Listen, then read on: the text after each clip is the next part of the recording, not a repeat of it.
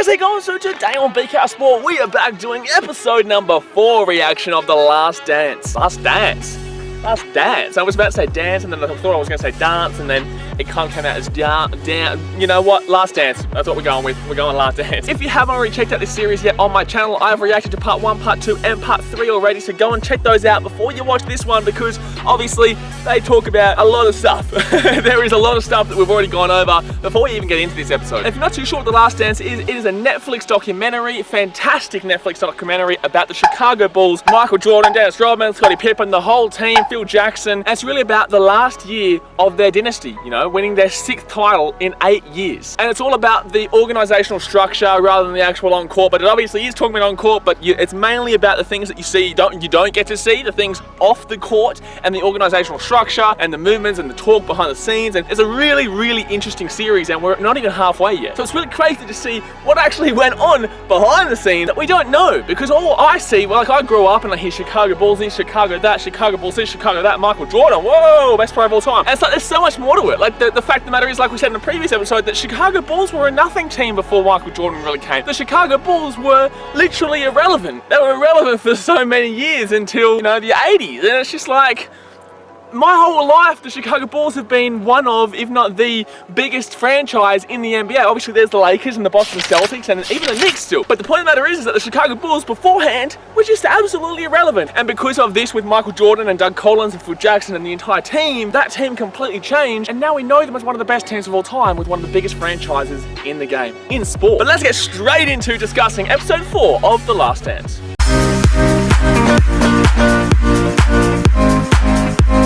First off, I just want to say, Denis Rodman, congratulations, mate. Congratulations. You know why? He was dating some of the hottest chicks of the bloody 90s. The hottest chicks. You have Madonna, Carmen Electra, and she's actually looking pretty damn fine nowadays still. My gosh. Oh, it's funny. It literally opens up with Michael Jordan being right and saying that if this guy goes away, as in Denis Rodman, if he goes away, you allow him to leave the team and kind of have this break that you need, Rodman. We're not going to see this guy in a long time. And, you know, he was originally given 48 hours, and as we just said, that it started off with him being gone for basically a week.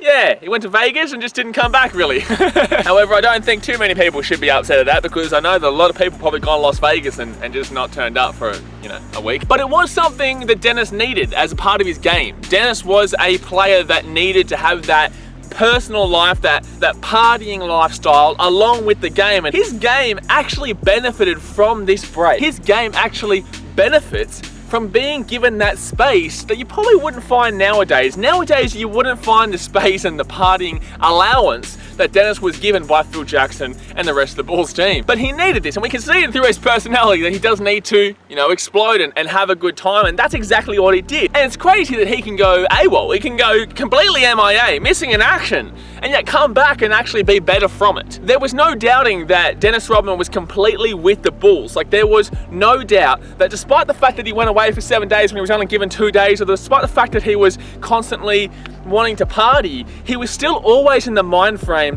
when he's on the court or when he's in training to compete like an absolute champion. And there's no doubting that Denis Rodman is one of the most motivated and focused guys when he's playing, when he's in the arena. He'd always give it 110% for the team, and that's the type of player you want, because despite the fact he has negatives, everyone has negatives. But you don't want a negative that also you can think of when it comes to your team mentality, your team focus. And his negatives were his partying culture and leaving the team like that. But his positive was that when he's not doing that, he's always in the game. He's always focused, and he's one of the greatest players of all time for that reason. Like we said in episode 3, we knew Phil Jackson was about to come into the scene. Doug Collins was doing fantastic, but Phil Jackson was inevitably going to take over. I found it really interesting that Doug Collins had a winning formula going with the Bulls. He'd just taken the team of the Bulls from that mentality, from that mindset of we're going to lose this game, we're going to choke away this lead, to winning with Michael Jordan. But his game plan was all focused around the one, Michael Jordan. That was his game plan. Get the ball to Michael,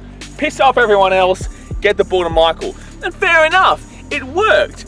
But would have it worked anywhere near as successful as Phil Jackson, who took the approach of, Michael Jordan, you're our best player, you're a fantastic player, I want you to primarily have the ball, but I do want you to give it to the team. I do want you to trust in your teammates and know that the team that we've designed around you are going to make the shot for you. They're going to make it. So you need to trust that your teammates are actually going to fulfill their promise on the team of hitting the shot when you get the ball to them, because you're going to get double teamed, mate. Although I was originally wondering how you could get rid of Doug Collins when he was doing so well, I do understand it. I do understand, and I do understand his point of view as well. Like, he was obviously trying to coach the team and do his duties for the team, and he was doing well with the team, but he was very one-minded. And I think Jerry Krause brought in Winter to really change that one-minded mentality and make it a team effort, but obviously Collins didn't want that. He didn't think that was the way, and then from there he kicked Winter out of basically the court, said, you know what, you're not really going to be a part of my plans. Krause got annoyed with that, and it was ultimately the demise of Doug Collins. And I can understand both sides. Obviously Collins wanted this way, he was the coach. Krause wanted this way, he was the GM. It just didn't work out, and that's fair enough. And that led to Phil Jackson coming in, who had already won a championship with Albany. I don't think they were in the NBA at the time. I think they were a second division or third division, but he'd already won the championship as a coach, and he also did stuff in Puerto Rico as well, apparently. But that was just wild. Like, the shit that I saw on those courts just then was just like, it was mind-blowing. These guys were actually trying to kill, like, it was different to the Detroit Pistons. You know, the Detroit Pistons, they wanted to kill you on the court, but they weren't going to kill you on the court. These Puerto Ricans, I'm pretty sure they actually genuinely wanted to kill people on the court. Now, when Phil Jackson was brought in as the new head coach of the Chicago Bulls, I'm pretty sure this was a massive, massive ballsy decision by Jerry Krause at the time, because everyone would have loved Collins. The success was there, and taking him out, throwing him out, and bringing in this kind of fresh rookie of a coach that no one's really heard about. Obviously, they knew about his playing days, but not as a coaching day. It's a ballsy move, man. That's a really big move. Obviously, it works out at the end, but at the time, it's just like, that's, I guess you got to risk it for the biscuit. That's a risky play. And Michael didn't like him at first because, you know, he wanted the ball. He wanted to be the man, but Phil really taught him how to be a team player and trust your teammates. That's the key thing I got from this episode. Trust your teammates to make the shot. And I never knew this, but if it wasn't for Game 7 in 1990, when Scottie Pippen had a migraine, a severe migraine where he couldn't see, his vision was blurred, and then with that he has to deal with one of the hardest defenders in history, in Denis Rodman on the Detroit Pistons, who want to kill you on the court. It's just like, well, you know, Scottie wasn't looking great for that game, yeah. They ended up losing that Game 7 to the Detroit Pistons, which is absolutely horrible. However, I will say this: devastation fuels fire. You need to lose to know how to lose and know you don't want to lose, because that losing feeling is something you don't want. You know, it's one thing losing in the opening game of the season, it's one thing losing halfway through the season, but losing in the conference finals to your biggest rival in the Detroit Pistons, that shit's gonna really make your blood boil, and you're gonna make sure that the next year it's not gonna happen like that again. It's never gonna happen like that again. And that's exactly what it did to the team. They didn't have a vacation, they went straight back to the gym and started working out for the next year. And that is what the difference is of champions from not champions. That's what a winning team does. You need to know when you don't deserve that holiday. You may have played a whole season, played fantastic that whole season, made the finals, but you didn't win, and you lost to your biggest rival. So the point of the matter is that if you sacrifice, you will achieve. If you sacrifice, you will achieve. And in my opinion, it was fair enough that Michael Jordan was very obsessive and possessive of his teammates to make them better and become better players themselves rather than just him. Obviously, he was always going to train hard, and he was the greatest player, and he was always training just as hard, but he wanted to make sure that his teammates were working just as hard as him. And although he was very forceful with it, and he ground it into him, and he forced it into him, it was worth it. That's what you need to do. He had the skills, he had the ability, he had the winning mentality. He wanted to grind the skills, the ability, the winning mentality into his teammates so that they had the exact same situation, and then they all worked as a team together. And I feel like that might be why Michael Jordan thought that people were going to hate him after this. I feel like that could be, obviously there is still a long way to go. There could be other things that happen, but I just think this is really fair enough. I think this is really realistic, and I honestly commend Michael for doing that. Because after that series to the Detroit Pistons where they lost, Michael Jordan was actually kind of somewhat blamed. He was a little bit blamed as, you know, being that spectacular player, being that fantastic player, the best player on the court, but not being able to build up his teammates. He was thought of a guy that was taking all the limelight, taking all the ball, taking everything, and not giving any opportunity for his teammates to prosper. And Michael did say it really hurt him. And I guess, like I said, devastation fuels fire. So all that negativity fueled him to become a better player. Now on Denis Rodman, fantastic player, one of the best defenders of all time, that push on Scottie Pippen was ridiculous. Obviously, that was the mentality of the Detroit Pistons at the time, and that's the type of player that Denis Rodman is. However, I'm surprised that when he did eventually move over to Chicago, after that push and the way that he played on the court against the Bulls, I get it is on the court. I don't know how Chicago fans accepted him as much as they did so quickly.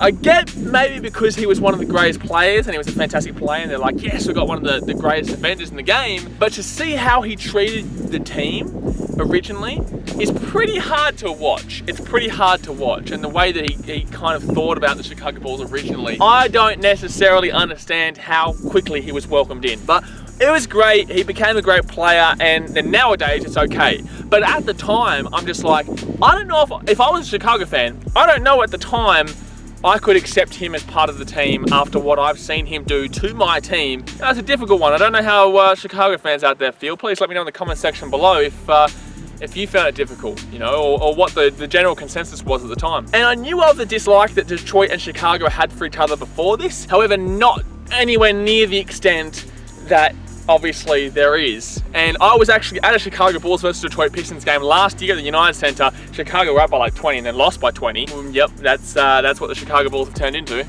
But I had no idea of the significance. And although those two teams are pretty terrible at the moment, the significance is still there and I just didn't really understand it or appreciate it. So I'm glad that I've seen this now so that if I ever go back and see one of these games, I really understand the true significance of Chicago versus Detroit. Now we're about to get into something that really grinds my gears. It really grinds my gears. Fantastic. Next year, Bulls win. Great. Sweep them. That is, not only is the Bulls winning a fantastic achievement, but sweeping them is a statement. That is a massive statement. And then obviously they went on the next week to win the championship. But I feel like for the Bulls, that game against the Pistons, well, that series against the Pistons was the one they wanted to win the most. That was the one they wanted to do the most. What grinds my gears is when Detroit didn't shake their hands. You know, I get the rivalry, I get the hatred, and Isaiah Thomas, mate, that's ridiculous what you're saying. Like, oh, at the time, it's just not like what you do, you just don't. When you lose, you leave the court. And actually, in reality, that's not how it went whatsoever. You saw every time that Chicago would lose to the Detroit Pistons, Michael Jordan would go up and shake every single person's hand. Everyone on the Bulls team would shake the Detroit Pistons' hand, so that's when they're happy to go and shake the hands of the Bulls players because they know they won. But to walk off the court, and who was that guy? The other guy. It wasn't Isaiah Thomas, it wasn't Denis Rodman, it was the other guy, Longmire or something. Longmire, you're an idiot, mate. You actually disgust me. It disgusts me. I get rivalry. I hate Manchester United, and I hate Manchester United as a club and a team and a franchise and whatever you want to call that piece of shit putrid organisation. I hate them, and I will never ever do anything with them. However, when I lose, when my team loses to them, I still shake their hand. It sucks, it hurts, it grinds me personally. It makes me feel trash.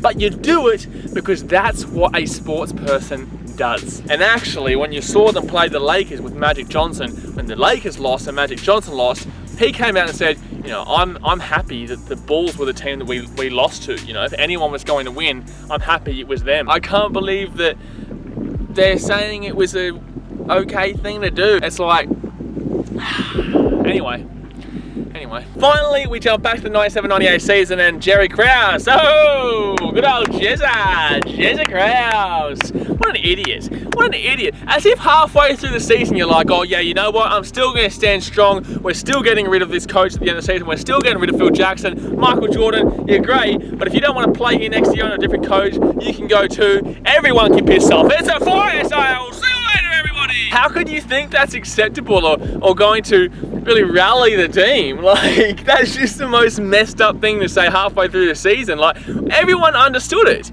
We all got it. It was obvious. You said it at the beginning of the year. So why are you saying it again halfway through the year when the team's doing well?